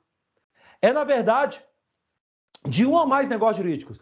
É apenas uma forma materializada de algo que é invisível. E naquele papel pode haver vários contratos. Veja, por exemplo, quando você faz uma escritura pública envolvendo aquisição de imóvel financiado, o que você tem na brincadeira? Você tem lá o Manuel, que está vendendo o imóvel para o Arthur, só que o Arthur está pegando o financiamento na Caixa Econômica, portanto está fazendo um contrato de mútuo com a Caixa Econômica e, além disso, vai alienar fiduciariamente em garantia o imóvel que ele acabou de adquirir. Veja, você tem 3 contratos. E quando você formaliza isso numa única escritura pública, você vai ter uma escritura pública de compra e venda, com mútuo, com alienação fiduciária em garantia. São 3 contratos e um papel. Percebe? Que é fundamental, quando você vai redigir escrituras públicas, você identificar quais os fatos jurídicos envolvidos. Aqui são 3 fatos jurídicos, ou 3 negócios jurídicos. No caso de um divórcio como esse, que negócios jurídicos nós vamos ter aqui? Basicamente eu vou ter como fatos jurídicos envolvidos, o divórcio, que é a mudança do estado civil. O casal vai vai mudar de estado civil para virar divorciado. Também vai ter discussão sobre o nome, porque pode voltar o nome de solteira. É outro fato jurídico, diferente do divórcio. A mulher que te pegou o sobrenome do marido pode voltar o nome de solteira. Além disso, você também vai ter discussão de alimentos entre os cônjuges. Eventualmente, um pode renunciar os alimentos ou não. E, por fim, você vai ter também a partilha de bens. E aí, quando você fala da partilha de bens, aqui, meus amigos, eu prefiro até chamar de especificação da meação. É mais adequado. Porque é uma partilha, sim, mas é que quando você fala especificação de meação, fica mais claro. Quando uma pessoa é casada, forma-se um condomínio de mãos juntas. Condomínio de mãos juntas é a concepção de condomínio dos povos germânicos e que foi herdado para nós no direito de família. Eu, por exemplo, sou casado no regime da comunhão universal de bens. O colega até que lavrou a escritura pública nem cobrou os emolumentos de mim, porque é amigo antigo e tal. Ele falou, não, nem vou cobrar nada e tal. E eu casei. Aí depois ele me encontrou uma vez e falou o seguinte: Elias, tu é louco, tu é o primeiro que eu estou vendo casado no regime da comunhão universal, que ninguém vai casa disso não. Aí eu contei para ele a verdade. Eu falei, peraí, tu não entendeu. Quando o meu sogro morrer, minha esposa vai receber uma herança gigantesca e aí eu vou ser titular da metade. E aí eu estou rico. Se eu casar no regime da comunhão parcial, aí eu estou frito, eu não vou herdar, eu não vou comunicar a herança que minha esposa receber. E aí ele entendeu a história. É brincadeira, tá? Minha esposa e eu somos de família de classe média igual, não tem essa pretensão. Eu casei no regime da comunhão universal porque eu acho que o regime da comunhão parcial sofismático. O regime da comunhão parcial, ele é sofismático. Às vezes é até interessante, quando você vai lavrar a escritura pública, você levar para as pessoas o raciocínio. Como assim? Para mim, ou a pessoa casa em regime de separação de bens ou comunhão universal. Comunhão parcial é uma fraude, em alguns casos. Fraude à vontade das partes. Te explico. É estranho quando você fala algo contra o establishment, né? Quando você vai contra o que todo mundo acha que é. Mas veja só, basta ver casos concretos, e isso eu falo com base em casos concretos. Teve lá, por exemplo, uma mulher lá que casou com um daqueles caras bom vivant, sabe aquele camarada que não fica com aquele cabelo branco de preocupação de trabalho, nada. O cara é de família de classe média alta, só gosta de música, toca música ali, acolá, conversa livre, rosto faceiro, sorriso fácil, e agrada a todo mundo, bem engraçado. E ele foi e embabascou uma mulher lá, que é uma mulher extremamente séria e tal, fez medicina, virou médica, trabalha de plantão, não sei o quê, e ganha toda a grana. Aí eles casaram. Esse bom vivant não trabalha, não tem rendimento. Ele toca música, curte e tal. A mulher que trabalha lá, que nem jegue lá, manhã, tarde e noite, no hospital, e ganha muito dinheiro, e eles mantêm, com aquele rendimento da mulher, um padrão de classe média. Viaja para Nova York, vai para Disney, vai para Kuala Lumpur, na Malásia, viaja para Singapura, Dubai, e vai curtindo a vida. Só que todo o dinheiro da mulher vai para as despesas correntes, para as despesas cotidianas. E aí, o pai desse playboy, do bom vivant, doou um apartamento caríssimo em um bairro nobre para ele. É bem particular, regime da comunhão parcial. Então, esse playboy é dono de um apartamento de 3 milhões de reais. Mas não gasta um centavo com as despesas da casa. Quem custeia tudo? A mulher. Aí, quando chegar lá 20 anos depois, eventualmente o bom vivant fala, a mulher tá chata, enjoei, encontrei outro amor, e que não seja imortal, posto que é chama, mas que seja eterno enquanto dure. E durou até agora, então foi eterno até agora. E rompe e divorcia. Vamos partilhar os bens. A mulher, durante 20 anos, custeou a casa e agora, no momento do divórcio, vai ter direito, sabe ao quê? A zero. Nada. Porque não tem bem comum. Eles não adquiriram nada. O dinheiro foi usado para as despesas correntes. E o playboy vai ficar com um apartamento de 3 milhões de reais porque não se comunicou. O regime da comunhão parcial, na prática, faz um dos cônjuges, quando, dependendo do caso concreto, é evidente, pagar e custear o bem particular do outro. Para mim, é outro caso de separação de bens ou comunhão universal. Agora, é claro que em muitos casos concretos, os dois têm rendimento parecido, divide as contas, aí não dá esse problema fático, mas do ponto de vista de padrão médio, o regime da comunhão parcial é uma fraude à vontade das partes. Por isso que a lei do divórcio, que é o Estatuto da Mulher Casada, Lei 6.015, na verdade, quando mudou para o regime da comunhão parcial, o regime legal, antigamente era o regime da comunhão universal, ela errou. Devia ter mudado para o regime de separação de bens. Porque comunhão universal era muito mais justo. Que aí tudo bem, a mulher está custeando tudo, mas quando o pai do playboy doou o apartamento, a mulher vai ser titular da metade. Aí você tem uma compensação. Enfim, mas voltando aqui, meus amigos, você vai ter a partilha de bens. Só que além da partilha, aqui, meus queridos, nesse caso concreto, quando você fala da especificação da meação, você está falando o seguinte, que metade do patrimônio comum do casal,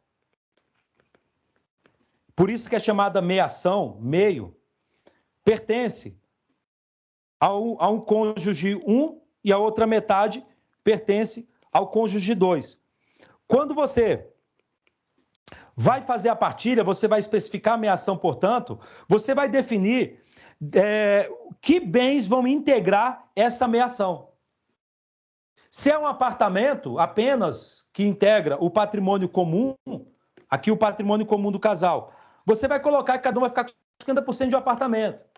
Se há 2 apartamentos, cada um de R$1 milhão, dá para você partilhar da seguinte maneira. O marido fica com um dos apartamentos de R$1 milhão, a mulher fica com o outro apartamento de R$1 milhão. Ficou 50% para cada um. O que importa é você dividir o bolo, a universalidade de direito chamada patrimônio comum ao meio. E especificar a meação é você indicar quais os bens daquela universalidade vai ser atribuído para cada um. Mas no caso concreto, aqui, o que está acontecendo?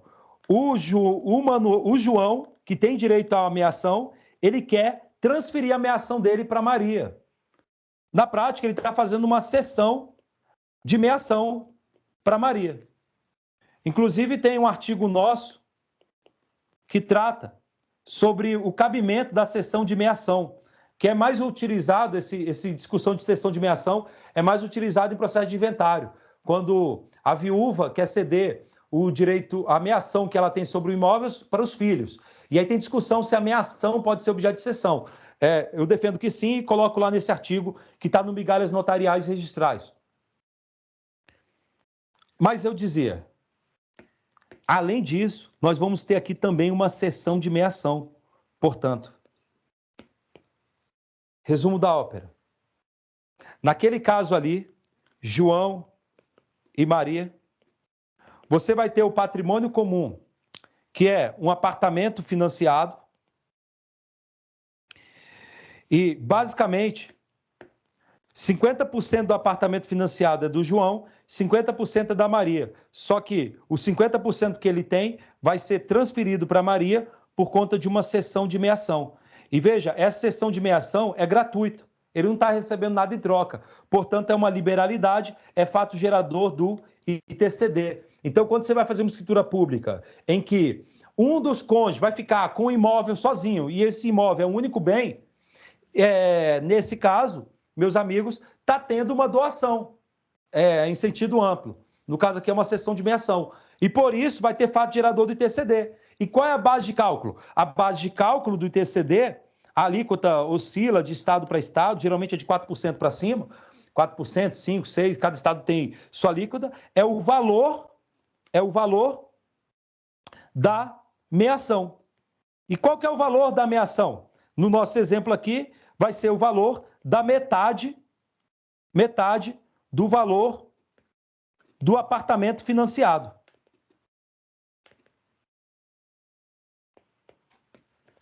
E aqui está o problema, para definir a base de cálculo.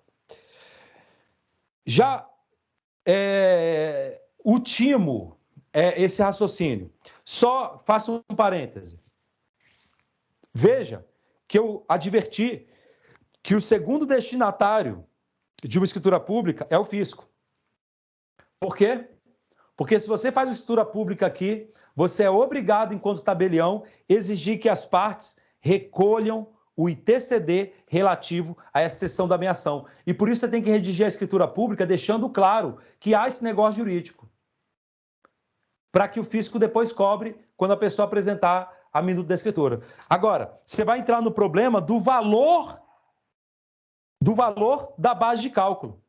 E o recomendável é que na própria escritura pública você coloque o valor da base de cálculo para facilitar a vida do fisco. E qual é o valor da base de cálculo? Tem gente que se apressa a dizer que é o valor do imóvel. O imóvel vale R$1 milhão, é o valor do imóvel. Não, meu amigo, não é o valor do imóvel. Você está falando de um imóvel financiado. E aí, claro, quando a gente usa a expressão imóvel financiado, é uma expressão técnica, que você nem deve usar numa escritura pública.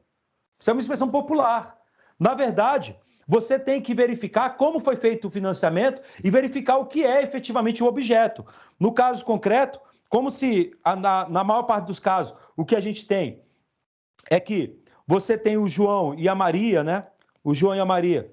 Quando eles pegam o financiamento na Caixa Econômica, eles fazem o contrato de mútuo e eles, em garantia da dívida, alienam fiduciariamente o imóvel para a Caixa Econômica. E, portanto, já finalizando, a Caixa Econômica ela tem o direito real de propriedade fiduciária, que é um direito real de propriedade sob condição resolutiva. Portanto, ele tem um direito real de propriedade, mas sujeito a uma condição resolutiva. Qual é a condição resolutiva? O pagamento da dívida. Negócios fiduciários são negócios. Meni Chalub, grande amigo também, um dos maiores juristas. Meni Chalub, uma vez, Marcos, eu até falava com ele, quando eu o conheci, há muito tempo atrás, eu cheguei para ele e falei: poxa, Chalub, tu fez mestrado, doutorado, onde? Cara, tu é o pai da alienação fiduciária, tu é gênio. Ele falou: não, eu não fiz nada de mestrado, doutorado. E, no entanto, ele é um dos maiores juristas que a gente tem. É o pai da alienação fiduciária, de negócio fiduciário, é uma máquina jurídica pelo talento que tem propriamente. Então, é daqueles pragmáticos que produzem muito para o direito. Mas o livro Negócio Fiduciário, do Meni Chalub, é uma referência que a gente tem em negócio jurídico fiduciário no Brasil.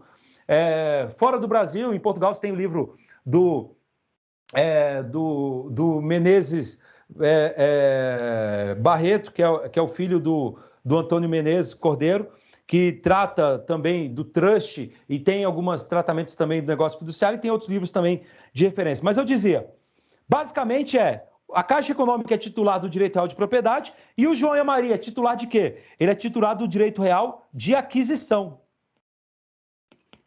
É isso que eles titularizam. Artigo 1368-A do Código Civil diz que o devedor fiduciante é titular de um direito real de aquisição. Isso é o bem que eles possuem. Eles não são donos do apartamento financiado. Para de falar dono de apartamento financiado. Isso é linguagem popular, não é linguagem técnico-jurídica. Você tem que usar a linguagem técnico-jurídica. O que o seu cliente tem, o que o utente, o usuário do serviço notarial tem, apesar dele ter falado de um apartamento financiado, na verdade ele tem um direito real de aquisição. Esse é o bem que vai ser partilhado. E por isso nós temos que saber qual é o valor do direito real de aquisição. No popular, a gente costuma chamar esse direito real de aquisição de ágio. Você já viu isso? Quando um cara tem um apartamento financiado, ele quer passar o financiamento para frente. O que ele faz? Ele anuncia falando, vendo o ágio desse apartamento. Há muito tempo atrás, eu lembro que eu estava vendo no W Imóveis, que é um site que tem de venda de imóvel muito usado aqui em Brasília. Aí eu estava olhando os imóveis e tal para ver, para comprar. Aí eu vi lá um apartamento suntuoso, que custava R$1 milhão, mais ou menos. Aí estava lá, R$300 mil. Eu falei, será que é uma galinha morta? Galinha morta é uma expressão que a gente usa no mercado imobiliário para falar que é aquele imóvel que está sendo vendido a preço de banana, a galinha morta. Aí eu falei, caramba, só 300 mil, deixa eu ver logo. Aí eu depois olhei com mais vagar, tinha um A, letra A, em vermelho, no lado do preço. Aí eu falei, cara, tem letra A. Calma aí, nenhum anúncio tem isso. O que é isso? Aí depois que eu fui ver, não, o A ali é a identificação de que é o ágio. Na verdade, o cara quer que eu pague para ele R$300 mil para eu assumir as prestações futuras do imóvel. Aí o meu sonho de adquirir aquele imóvel bateu asas e voou. Percebe, então, que quando você fala de ágio, é uma linguagem popular, por favor, não usa na escritura pública isso. Não vai usar ágio. Só se você usar entre parênteses, explicando com o linguajar popular o que é. Mas você tem que usar a linguagem técnica. O valor do ágio é o valor que, na prática, corresponde ao direito de aquisição. E como é que é calculado o ágio? Imagine que o apartamento tem um valor de mercado, se ele não tivesse financiado nada, de R$1 milhão. E imagine que o saldo devedor vinculado ao contrato mútuo, que está garantido pela alienação fiduciária em garantia, seja de R$300 mil. Quanto que é o valor do ágio? O valor do ágio é mais ou menos R$700 mil. O valor do ágio é um valor que remunera, vamos dizer assim, o direito atual que o João tem. E o que o João tem? Ele tem basicamente um direito real de aquisição que vale R$700 mil, e se ele pegar mais 300 mil e quitar o saldo devedor, ele fica com a propriedade plena. O ágio, portanto, é uma diferença entre o valor de mercado e o saldo devedor. E no caso, quando você faz uma escritura pública de divórcio e partilha, em que o marido está transferindo 50% que ele tem sobre o direito real de aquisição sobre o imóvel, você tem que ver qual é o valor do imóvel. O valor do imóvel aqui, o valor do direito real de aquisição aqui é R$700 mil. Logo, a base de cálculo aqui do ITCD é de R$350 mil. Por quê? Porque é o valor da ameação dele. A base de cálculo, meu amigo e minha amiga, não é R$500 mil, não é metade do valor do imóvel, é metade do valor do direito real de aquisição. E aí, teve um caso desse em Brasília, e aí o tabelião falou, bem, eu não consigo aqui no sistema recolher dessa forma, e mandou consultar a Receita, e a Receita é um problema quando você vai consultar a Receita, porque isso dá nó na cabeça da Receita, as pessoas não entendem isso. É que nem declaração de imposto de renda. Quando a pessoa vai fazer declaração de imposto de renda de imóvel financiado, o contador, que as pessoas delegam para o contador, eu não delego declaração de imposto de renda para o contador, porque a declaração de imposto de renda gera vários efeitos jurídicos futuros, de problemas. Se você coloca alguma coisa lá, pode dar problema no futuro para ti, até de credores que vão depois alegar e tal, o bem que você tinha. O correto é você declarar que você é titular de um direito real de aquisição, não é colocar que você é dono de um imóvel. O imóvel está alienado fiduciariamente, como é que você coloca na declaração de imposto de renda que você é proprietário do imóvel? Não, na verdade título, bens, direito real de aquisição. E nas dívidas, você coloca a dívida relativa ao mútuo. Mas esse é o correto, mas os contadores não entendem. Aí você coloca lá na Receita, às vezes a Receita também não entende, vai cobrar o tributo sobre tudo. E aí você precisaria explicar tudinho para a Receita consertar. O fisco do DF já é tranquilo nesse ponto. O Fisco de São Paulo, por uma provocação da Anoreg de São Paulo, se manifestou sobre isso e também falou que você cobra, a base de cálculo leva em conta o valor do ágio. Então, o Fisco de São Paulo também, mas alguns outros fiscos podem não ter esse comportamento. E na escritura pública, portanto, você tem que deixar muito claro esse negócio jurídico. E eu termino de vez dizendo que o último destinatário da tua escritura pública são as partes. Parece brincadeira, mas não é. Se o primeiro destinatário fosse as partes, você podia escrever a escritura pública, escrevendo o ágio do imóvel financiado ficará com fulano, ponto final. Você usaria uma palavra popular qualquer. Ou falaria, o imóvel fica com fulano e ele paga o financiamento, ponto final. Tua escritura poderia ser escrita como uma pessoa que acabou de terminar o segundo grau e está usando o linguajar do português. Não é isso, você tem que usar o linguajar técnico e esse é o desafio do tabelião. Gostaria de falar muito mais, mas o assunto é muito mais aprofundado. Eu não cheguei a falar ainda das cláusulas de futurologia, mas eu joguei a ideia e esse era o meu objetivo, era plantar a semente. Mas na própria coluna Migalhas Notariais, em uma das quartas-feiras, vai sair um artigo sobre essa cláusula também, e eu deixo para vocês o convite. Gostaria de falar muito mais, mas porque foi muito agradável, apesar de vocês não terem ainda falado, eu senti assim uma boa recepção, uma temperatura extremamente amistosa e me sinto como Romeu na obra do Shakespeare, de Romeu e Julieta. O Romeu, ele ia se despedir da Julieta e você sabe como são duas pessoas quando se amam. Não querem parar de falar. E Romeu, então, à noite, começou a dizer para a Julieta, se despedindo, boa noite, boa noite, boa noite. A despedida é dor. Dói muito se despedir. A despedida é dor. Tão doce, todavia, que te direi boa noite até que seja dia. E ele continuou dizendo boa noite até o dia, porque ele não queria ir embora. Gostaria de continuar falando aqui de redação de escritura pública até que seja dia amanhã, mas o nosso presidente, doutor Marcos, me cerceia a palavra por conta do tempo. Um abraço e obrigado. Doutor Carlos Elias, olha, antes de mais nada, eu já sinto nas pessoas, pelas manifestações no chat daqui, qual é a data que o senhor volta?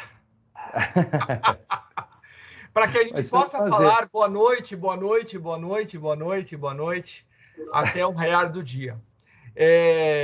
Realmente foi uma apresentação maravilhosa. É o professor em pessoa, né? A dinâmica, a apresentação visual, para que as pessoas pudessem entender os exemplos. Eu tenho milhões de perguntas, né? Milhões de perguntas. Essa questão, concordo com Vossa Excelência em relação às dificuldades do notário quando ele vai fazer a identificação das partes. Contudo, né, eu tenho grandes dificuldades de tentar liberar o tabelião da responsabilidade no ponto de vista do reconhecimento da identidade do sujeito. A porta de entrada da fraude no Brasil, na minha visão, é um defeito notarial, que isso já deveria ter sido corrigido há muitos anos, e até hoje não foi corrigido, que é a permissão do notário de acessar os sistemas de identificação das pessoas do governo. Por quê? Porque o artigo 215, parágrafo 1º, inciso 2, ele deixa bastante claro que o tabelião de notas terá a responsabilidade de reconhecer a identidade. Reconhecer a identidade. Então, desse ponto de vista, assim como a capacidade, entendo eu, né, evidentemente, modestamente, que o tabelião ele é responsável pela identificação do sujeito. Então, ele tem que parar a fraude na entrada. E a entrada onde é? É o reconhecimento de firma. Então, o estelionatário, ele pega lá, falsifica o CNH, falsifica o RG, e ele vai no cartório de forma mansa, pacífica, amistosa, para tentar passar o documento falso. O documento falso sendo recepcionado pela atividade notarial, na semana seguinte, o estelionatário volta no cartório, vai na imobiliária da rua, fala, ó, aquele imóvel ali é meu. Ele já falsificou o documento baseado nos assentos registrais. Ele já fez a pesquisa dos imóveis vagos.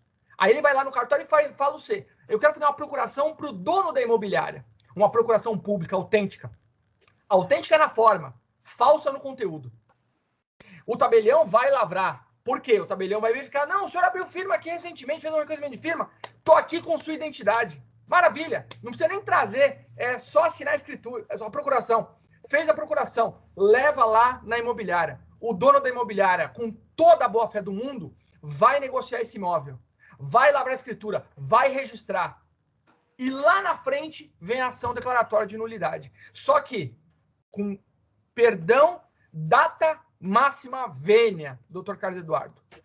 No momento que o tabelião, infelizmente, ele contratou escreventes, auxiliares, que não possuem a consciência da responsabilidade, ele deixou passar a fraude no Brasil inteiro. Isso eu sempre comento nas pós-graduações que a gente leciona, eu tento transmitir para os tabeliães, eu dei muitas aulas para concurso de cartório, desde 2009, e eu sempre pontuava isso para os alunos futuros titulares, inclusive titulares, procuradores, promotores de justiça, magistrados, desembargadores. A responsabilidade de ser um notário é aquela tua história. Se eu fosse tabelião, quem que eu contrataria? Vossa Excelência, Dr. Flávio Tartucci, José Simão, Ponte de Miranda, Orlando Gomes, Caio Mário. Ah, mas morreu. Desenterra. Porque ser tabelião no Brasil, do jeito que é, o sujeito tem que ser muito, muito, muito técnico. E ele tem que transmitir aos seus funcionários a mesma tecnicidade. E nem sempre nós temos a mesma tecnicidade. Por isso que eu defendo a ideia que o artigo 20 da Lei 8935, quando ele fala da delegação da função, essa delegação é para questões operacionais, não para análise de fé pública, como é o caso da manifestação da vontade. Mas, evidentemente, eu sou voto vencido. Esse é um ponto fundamental. A autenticidade dos atos notariais também é uma questão fundamental, que os registros públicos deveriam ter acesso. E por incrível que pareça, doutor Carlos Elias, por que o registro de imóveis não tem acesso à central de escrituras e procurações? Porque eu faço uma escritura falsa no Paraná, envio para Brasília, o oficial de Brasília, ele vai me exigir o reconhecimento do sinal público, não vai conseguir acessar a central de escrituras e procurações, e a escritura é falsa. Ela foi montada, ela não foi lavrada nas notas, ela foi montada. Também tem esse tipo de fraude, né? E vai acessar o registro público. A presunção de veracidade, ela é falsa, né? E aí vem a pergunta, de quem que é a responsabilidade? Ué, o oficial de registro, ele não deveria ter acesso à autenticidade do título que ingressa na serventia? Evidente que sim. Então, são questões muito sensíveis que o senhor tocou, que precisamos muitos outros encontros. Já deixo, evidentemente, a academia aberta para Vossa Excelência participar, para novas palestras. Quando Vossa Excelência comenta sobre o destinatário, o magistrado, é verdade. O fisco, é verdade. As partes, infelizmente, estão lá no final, mas tem um detalhe em relação às partes que eu gostaria de pontuar, que é a tutela do consentimento. O tabelião de notas, ele tem o dever de tutelar o consentimento do vulnerável. Por quê? Por mais que sejamos estudiosos, doutor Carlos Elias, o senhor como assessor, eu como advogado, os nossos colegas como advogados, apesar de nós estudarmos a matéria, estudarmos muitas matérias, quando se trata de direito notarial registral, você passa na peneira, vai sobrar ali meia dúzia, né? A grande parte dos usuários dos serviços notariais e registrais, E vamos lembrar que o grande usuário do serviço é a advocacia. São os advogados. E quando o advogado chega lá, ele chega confiando plenamente no trabalho do cartório. Plenamente. Então é difícil a pessoa compreender o texto da escritura, né? Porém, aí eu faço uma ressalva.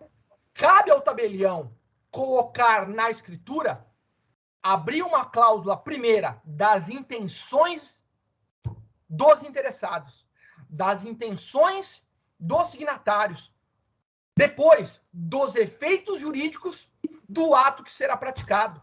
Para quê? Para informar aquelas partes o negócio que eles estão realizando. E aí tem um detalhe interessante, quando Vossa Excelência comenta sobre esse último ponto, para encerrar a minha participação, você comentou sobre a cessão de direitos fiduciários, né? Esse tema é um tema lindo, e eu tive a oportunidade, o doutor Mauro Antônio Rocha, que está presente, que é o nosso vice-presidente, ele é o coordenador jurídico da Caixa Econômica Federal, uma das maiores autoridades, junto com o doutor Melim, na alienação fiduciária de bem imóvel.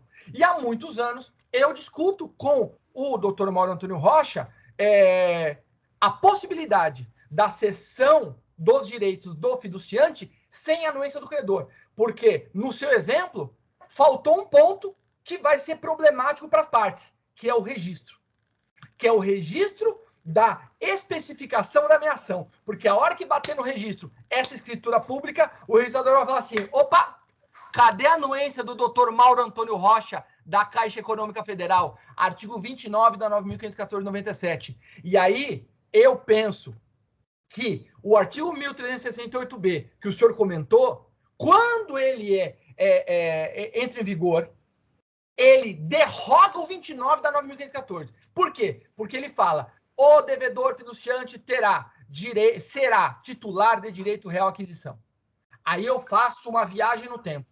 Qual é o maior direito do compromissário comprador, do titular de direito real à aquisição? É a livre cessão, é o livre trespasse.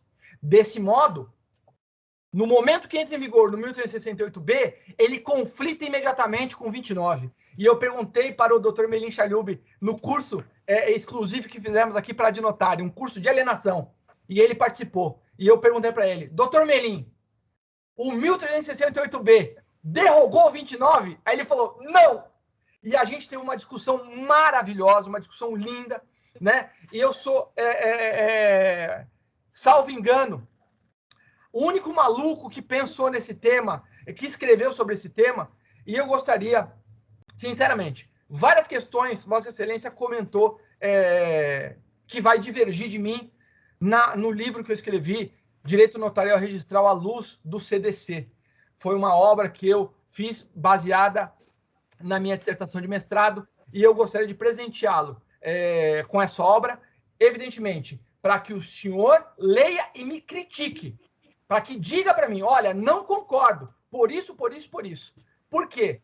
A academia, ela serve exatamente para isso, para que aqui seja um lugar de amplo debate, sem interesses, sem interesse. E nós sabemos que quando a gente entra nesse mérito, temos alguns problemas em relação aos interesses dos notários e dos registradores, de terem mais atribuições. Eu entendo isso, né? Então, eu vou dar um exemplo para o senhor. Entendo eu, publiquei um artigo recente na revista Treino Livre, que, aliás, já deixo de antemão aberto esse convite também, para um artigo seu. Escrevi recentemente sobre a possibilidade da doação de imóveis por instrumento particular, baseado na redação do 541. Eu sei que o doutor Flávio Tartucci, José Simão, toda a doutrina nacional vai falar doação de imóvel tem que ser por escritura pública baseada no 108. Porém, entendo que, no momento que o 541 determinou a doação por instrumento particular ou por escritura pública, ou seja, de forma plurima, eu estou integrado naquela disposição do 108, salvo disposição em contrário. O salvo disposição em contrário me liberta para lavratura do ato particular ou público. É evidente que a escritura pública, ela tem o seu valor, tem a sua proteção jurídica. Não tenha dúvida nenhuma. Mas o Código Civil, na minha leitura, ele abre uma asa grande para que as pessoas possam realizar as suas liberalidades. Faço uma pergunta, doutor Mauro Antônio Rocha, vice-presidente da Adnotari, se quer fazer uso da palavra final para poder cumprimentar ou fazer alguma pergunta para o doutor Carlos Elias. Doutor Mauro?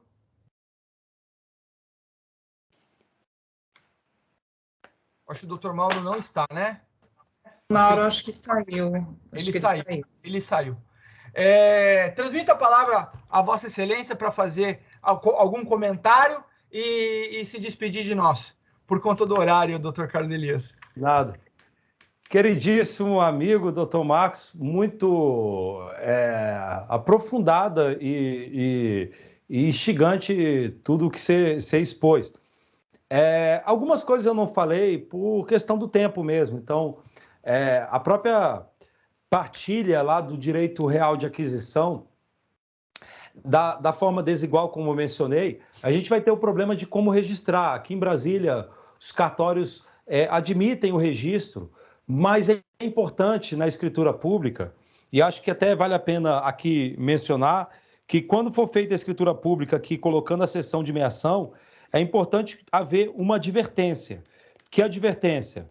A advertência de que as partes estão cientes de que aquela escritura não afasta ou não tem eficácia contra a Caixa Econômica em relação à dívida. Por quê? Geralmente a dívida, eu coloquei em algum lugar aqui, mas não estou achando, geralmente o financiamento está aqui, é feito pelo marido e a mulher. A Caixa Econômica não é faixa branca, ela é faixa preta em negócio. Quando ela vai fazer um financiamento para o marido, ainda que ela olhe apenas a capacidade financeira dele, o contra-cheque dele, na escritura ele coloca a esposa também para assinar como codevedora solidária. E, portanto, a escritura pública, no momento que você faz a cessão da meação, evidentemente não vai ser oponível contra a Caixa Econômica. Agora, o grande problema que a gente tem é que a Lei 9.514, ela exige que qualquer cessão do direito real de aquisição, em princípio, tivesse que ter o consentimento do credor fiduciário. Eu tenho um artigo também publicado sobre isso, e eu defendo o seguinte, que aquele artigo tem que ser interpretado de forma restritiva. Na verdade, a necessidade de consentimento da Caixa Econômica ocorre apenas quando, além da cessão do direito real de aquisição, há também uma assunção de dívida, há também uma cessão de débito, para lembrar do Carlos Alberto Gonçalves. E, portanto, também quando o camarada quer que o cessionário assuma o dever jurídico de pagar as prestações perante a Caixa Econômica. Eu prefiro dar essa interpretação porque não faz sentido a Caixa intervir. Agora, no pior das hipóteses, se não se admitir jamais a cessão de direito real de aquisição sem o consentimento, então a gente pode ir para um outro raciocínio. É possível no direito brasileiro compra e venda em negócios de coisas futuras. Então, no mínimo, é possível então que um dos cônjuges, que no futuro terá o direito real de propriedade sobre o bem com a quitação da dívida, que ele ceda para o outro e do mesmo jeito entendo que daria para ser registrada essa compra e venda de coisa futura, mas aí já é uma acrobacia da qual não há necessidade, basta o bom senso do registrador, como acontece aqui em Brasília, por exemplo, em que eles registram consignando que quando houver a quitação do bem, o imóvel será apenas do fulano conforme escritura pública de partilha. Então, acho formidável a tua reflexão e os cartórios deveriam ter esse tipo de interpretação mais razoável. Quando os cartórios começam a ter interpretações muito desconectadas da realidade, Georges Rippé, aquele grande jurista, francês já dizia, quando o direito ignora a realidade se vinga, ignorando o direito. Quando o registro começa a fazer algumas interpretações muito inviáveis, sabe qual é a consequência? Essas iniquidades vão se acumular até chegar aos céus, que é o legislativo. E daqui a pouco, quando vê, bimba, tira a escritura pública daqui, tira não sei o quê, tira o registro dali, aí essas iniquidades vão se acumulando, porque alguns exageros de interpretação não podem acontecer. Isso gera consequências, talvez no futuro, né? Então, esse é um ponto quanto à sessão que eu anotei aqui. Quanto ao problema da identificação do usuário, realmente, a porta de entrada da fraude, o grande mal que entra ali no sistema jurídico é lá no momento da identificação das partes. Mas eu tenho a visão, e claro, você expôs de forma genérica, que realmente o tabelião tem esse dever. Mas a gente tem que lembrar também que tabelião não é milagreiro, nem é seguradora. E, portanto, ele tem que agir de acordo com o ordenamento. E a tua crítica foi formidável porque ela se endereçou contra o nosso sistema, de uma certa forma, que não dá para o sistema, para o tabelião, o acesso que deveria ter. O tabelião deveria ter acesso à base de dados da Secretaria de Segurança Pública, deveria ter acesso, sim, à central. O registrador também deveria ter acesso à central do Colégio Notarial do Brasil, de sinais públicos e de escrituras e tudo mais. Mas, por outro lado, a gente sabe que o sistema ainda carece de melhoras e talvez a própria universalização ou nacionalização da base de dados do Registro Civil, de pessoas naturais e também da Carteira de Identidade Nacional, que está ainda para ser efetivado, talvez a gente possa ter novos ares no futuro, né? Agora, o da doação por escritura pública, flexibilizando o 541 com tal, eu confesso que é uma interpretação muito bem-vinda também e boa, mas eu nunca parei para colocar esse conflito, eu vou refletir mais. No primeiro momento, eu não acompanharia nessa interpretação, porque tem um motivo de ordem pública, no artigo 108. O poder público quer fiscalizar o tráfego imobiliário, para fiscalizar tributos, para fiscalizar crimes financeiros, veja que crime de lavagem de dinheiro tem que ter denúncia, e a ideia é, o Estado quer controlar o tráfego imobiliário, e também para evitar fraudes, por conta de problemas de moradia e tudo mais, tanto que gera nulidade não observar a forma. Então, eu acho que tem um motivo que justifica a escritura pública para transmissão imobiliária acima de 30 salários mínimos.